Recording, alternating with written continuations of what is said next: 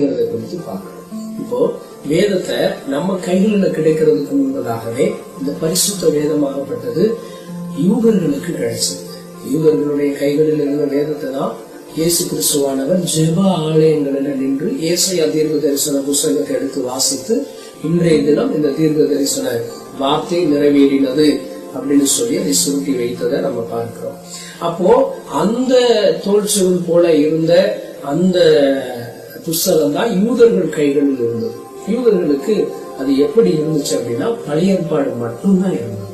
ஏன்னா இயேசு கிறிஸ்து மரித்ததற்கு பிறகு சீசர்கள் எழுதுகிறதா புதிய ஏற்பாடு. சோ சீசர்கள் எழுதின புதிய ஏற்பாடையும் கூட இன்றை வரைக்கும் சில யூதர்கள், பெரும்பாலான யூதர்கள் ரட்சிக்கப்படுகிறார்கள் கர்த்தருடைய கிருபையினால. சில யூதர்கள், அதாவது அவருடைய கோட்பாடின்படி இயேசு இருக்கும் போதே இயேசுவை ஏற்றுக்கொள்ளாதவர்கள் இயேசு கிறிஸ்துடைய வாழ்க்கை வரலாறையோ அப்போ